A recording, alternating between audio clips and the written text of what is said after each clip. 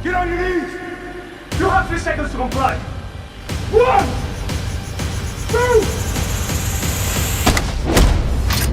2, 3. If you wanted me back, you could have just asked me.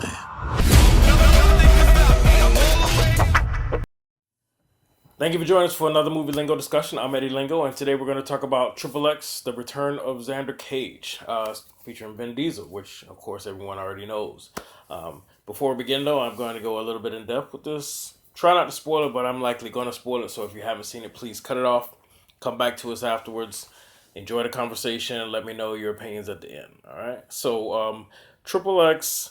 This is the third installment of this franchise now. This is the only second one with Vin Diesel in it. The original one came out in 2002, and then we had another one with Ice Cube. They're using establishing that XXX is now this organization ran by Gibbons, who was played by Samuel L. Jackson. Okay, so in this film, Gibbons is actually killed early on. There's your first spoiler, which is what they use as the linchpin to pull Vin Diesel's character Xander back in because he's never really wanted to do this. Someone has this device that they call Pandora's box that can actually take the any individual rogue satellite that's orbiting Earth and send it skyrocketing down like an individual missile. And there's apparently 30,000 of these satellite units that are up in space, so you have multiple weapons to choose from. Gibbons is killed in the beginning of the movie because of this, and that is what motivates Vin Diesel's character Xander to come back in because he's still not interested once he's approached by Toni Collette's character and doing any kind of spy saving the world missions. He wants to just live his life, but when he realized that Gibbons is dead, that motivates him to come back in. Now, from there, we go with the whole story. Of course, you got the secret weapon. You got XXX program trying to pull him back in. This weapon shouldn't belong in anybody's hands. Yada yada. You know how this kind of movie is. All right. Now, how I feel about this movie. I went in going that this was not going to be something strong, something that was going to be memorable, that was going to get a 10 rating. So with my expectations, it worked out for me. I felt like this movie was good enough. I felt like it opened doors to potential for more. I liked it to a certain degree. You know, there's a lot wrong with it. I'm not gonna lie. There's a lot wrong with it, and I'm gonna get into that. But overall, I actually liked the movie. I did like it enough. It opened up some doors to things. I thought it was funny. I thought it had some decent action. I thought it didn't take itself too seriously, which was cool. The best thing about it is they started introducing all these other characters as also being part of XXX, even though we've never seen their intro story or their missions or how they were brought on.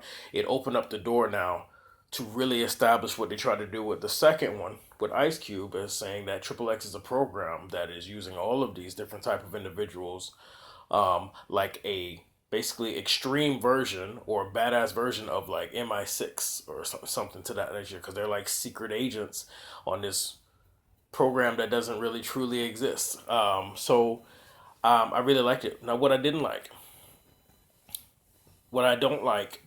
is that they have a very good cast, action cast. They had Donnie Yen, they had Tony Jaa, they even had Michael Bisping, who did very well. I was surprised at his acting, that it stayed consistent. These people are known for their athleticism, for their fighting. Tony Jaa and Donnie Yen especially, they're phenomenal on the screen. Their movies, you watch them regardless if you like that genre or their stories, but you can't deny their talents, their skills, and how entertaining they can be fighting. This movie loads up this crew, and they don't utilize them. They don't utilize them at all. There's Donnie Yen has a couple of moments, but Tony Jaa is more so a Michael Jackson impersonator that just makes noise. He doesn't even really, you don't give him any good quality fight scenes. And they build these characters up, but they didn't have any payoff with any quality fight scenes. And then also they build these characters up to feel like they're equal to Xander Cage or Vin Diesel, and I don't feel like Donnie Yen and Xander and Vin Diesel, Xander Cage had their opportunity to really go at it and show each other some skills. Now they both had their scenes that paid off later in the movie, but I just don't feel like it was enough. Another thing that bothered me is that the team that Vin Diesel recruited, because he didn't want to work with Tony Gonzalez, the football player, was in this movie, and he was leading this elite secret team, like almost like a SEAL Team 6. And Vin Diesel didn't want to work with him. So Vin Diesel basically says, I have to bring in my own people for this. And that was probably the biggest letdown in the entire movie, because the only person that had any worth was the female part, played by Blink. I think her name is Ruby Rose.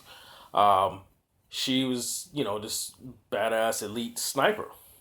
But then he brings in this other guy who's just keeping track of how many times he can crash in the ship. And when in the beginning, when they recruit him, he got caught. He's not even really good at what he does. He just crashes. He doesn't really help in any way. And then worse, the kid that's supposed to bring fun to this was a DJ.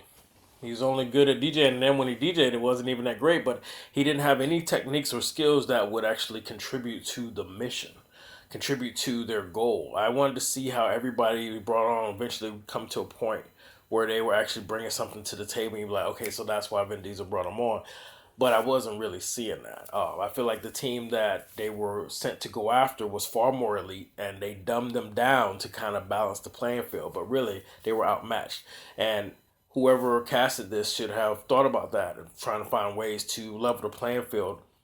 But it was just like, this is a little whack team we brought together because it's supposed to be cool, versus this very elite team is obvious they know what the fuck they're doing. So that hurt me a lot.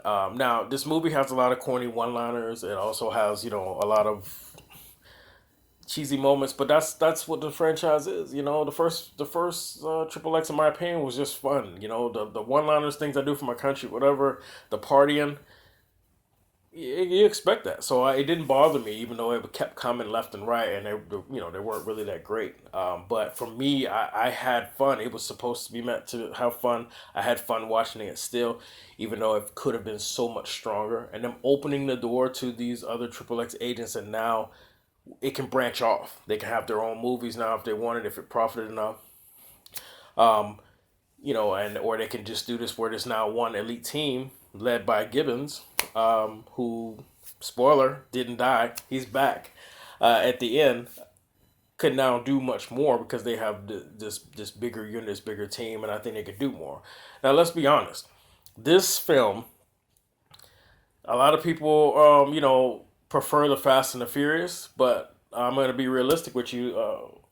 In my opinion, at this point, where the way the Fast and the Furious story has changed, they're one and the same.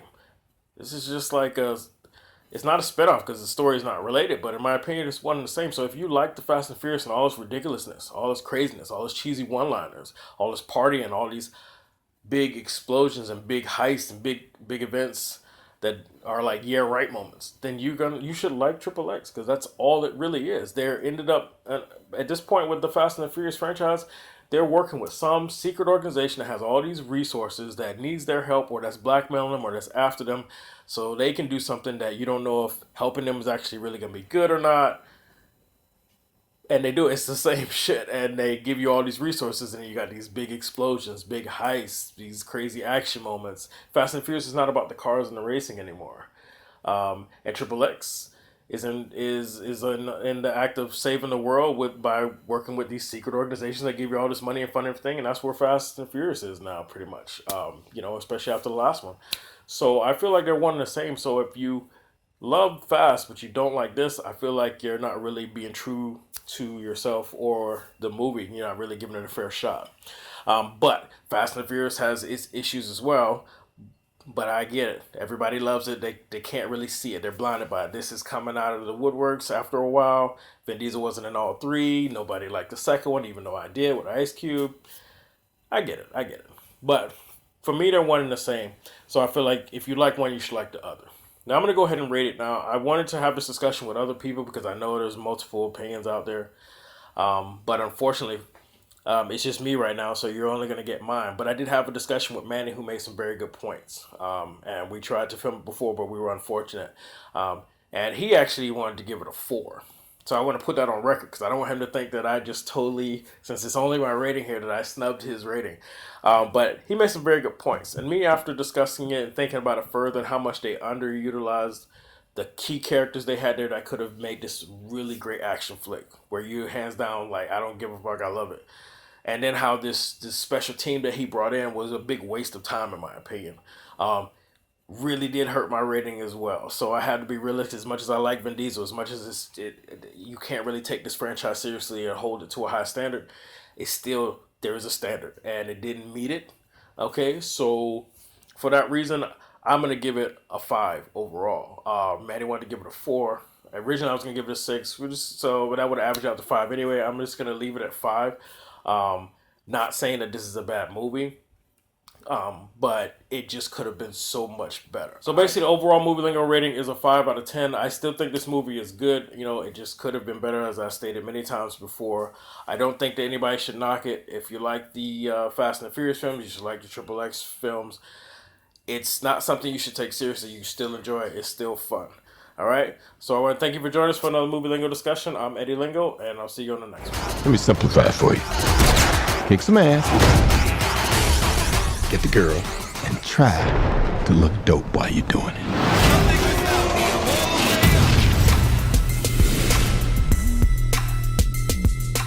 Damn, it feels good to be back.